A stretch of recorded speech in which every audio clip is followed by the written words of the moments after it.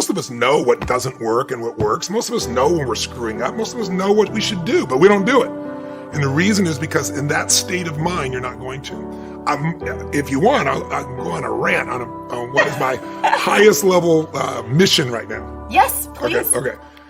So for decades, my obsession has been, what makes the difference in people, right? Why do some people, you give them everything, love, joy, tremendous education, economic well-being, and they end up going in and out of rehab all day long? How many actors, actresses, wealthy people have you seen do this? It's sad.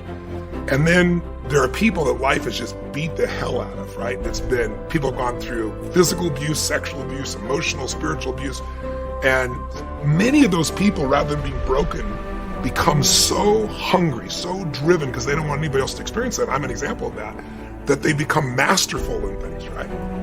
But along the way, I was like, okay, so what am I really about? I said, my real mission is to help people get what they really want and help them have what I would call, you might say, I want to lose weight, I want to make more money, I want to have a better relationship, but what people really want is an extraordinary life, a magnificent life, which to me is life on your terms. Not Tony's terms, not your friend's terms, not even your spouse's terms. Like, what is going to light you up in this life? And once people know what that is, you need two skills to get there. One I've taught for decades, the science of achievement. And you know me well enough, and I know you well enough, that we both have been obsessive about finding the strategies that can help people get the result they want faster than they ever have. And you're brilliant at it, and I'm really good at it, and we have a lot of friends that are really good at it. But most people can figure that out. We can help them do it faster. And I think that's a great service, and I love being able to do that. And I love knowing answers that can help people so quickly. But it's a science to achieve, meaning if you look around and I wrote a book, I think about a year ago. I spent 4 years on it, and I wanted to answer the question, how do I help people financially in a world where most people are suffering, especially with the markets in turmoil? And I thought, I don't have those answers. I have some answers. The people with the best answers, the ones you should go. If you want to achieve something, find somebody who did the result you want and model them. Success leaves clues. Go find out, right? My original teacher, Jim Rohn, taught me that. I never forgot it. So I went out and interviewed 50 of the smartest financial people in the world. Everybody from Warren Buffett, Carl Icahn, and I found the common patterns. If you live by these patterns, you'll have more than enough money. You may not be a billionaire, but you'll have more than enough money. If you violate these rules, the science, you're going to have too much month at the end of the money. You're going to be stressed out. Same thing with your body. We're all biochemically unique, but there are rules you and I both know scientifically that if we violate them, our energy drops. If we align, and we're going to have disease, if we align with them, high energy. So that's the science of achievement. Learn to measure progress. Once you've set up a project now, you want to turn nothing into something. Now you must measure your progress. How are you doing? Here's how we teach it to our children. Life expects us to make measurable progress in reasonable time. Measurable progress in reasonable time. That is the game of life. So part of it is not just to set up the proposed project, but as we start working on it, we start measuring how we're doing. Now first, what is reasonable time? You can't ask someone every 5 minutes, how are you doing now? See, that's too soon. Guy says, I haven't left the building yet. Give me a break. Now, we can't wait 5 years. That's too long. So there's reasonable time. So make this note now. What is reasonable time? 1, at the end of the day. A conversation a father should have with his daughter today, because the magic is there. If he waits till tomorrow, the magic may be gone. Today. Next is a week. Make that note. Usually, we get paid by the week. Somebody adds up our value to the marketplace, out comes the check. The next week, somebody adds up our value to the marketplace, out comes the check. What I learned to do is to change my value to the marketplace so the check kept getting bigger and bigger and bigger. I didn't have to change the economy, I only had to change myself. Measure your own progress. Success is a numbers game. We demand it of our children. How many years do you want your child to spend in 4th grade? Approximately. About 1 year, right? You say, well, if they're nice kids, would you give them 3 or 4 years? You say, no. This is not a nice game. This is getting ready for the future. This is getting ready for the challenges and the opportunities. You can't linger in 1 grade more than 1 year. Now make this note. The same should go for us as adults. Don't linger more than 1 year in one grade of learning. Adult, management, entrepreneurship, leaderships of all kind.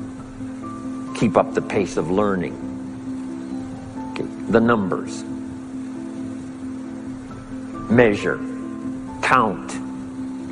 Now here's the key. Face the truth. If you're only making this much progress, there's no use trying to kid the world, no use trying to kid anybody else, and especially don't kid yourself.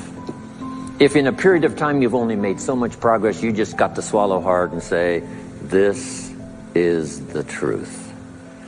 I've got to face it. Now, what could I do to start increasing my progress and make my health better, make my income better, make my investments better, make my value to the marketplace much better, get busy learning the second skill and the third skill and the next language and the next language to increase my value? I got to get busy and do that. See if you will do that. I promise you, one of the greatest motivating factors in the world is progress. And if you'll measure it, you'll get excited.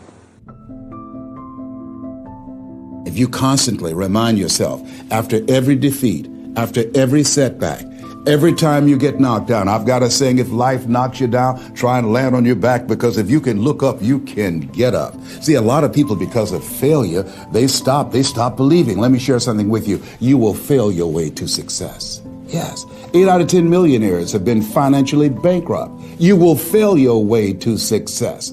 It doesn't matter how many times you fail. It doesn't matter how many times people tell you that you can't do it. It doesn't matter if you don't have a dime in the bank.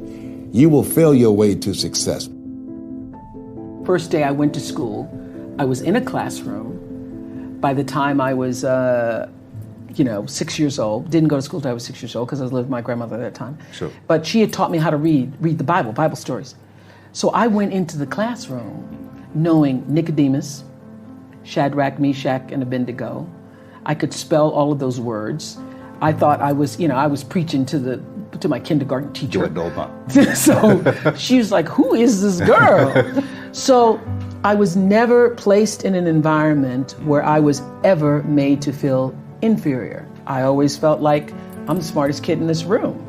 And because I was never placed never put in a position where I was made to feel less than, I didn't grow up feeling less than, you know? And the rest, as they say, is history. And the rest, they say, is history. And it's all about what you believe. You know, I say this to, when I do something on my network now called Life Class, the fundamental key to success is what you believe is true for yourself. Not what you want, not what you desire. It's what do you believe? You know, you can say, I want to be the most successful person in the world. Yeah. But if you believe that there's a glass ceiling and you're going to have a hard time kicking through that glass ceiling, you will be defined by the glass ceiling. And the great beauty and gift of my life is that I was never defined by the box that other people tried to put me in. The first thing I want you to know that success is not a destination, it's a journey. Think of success as a process. Let me illustrate it and explain it this way.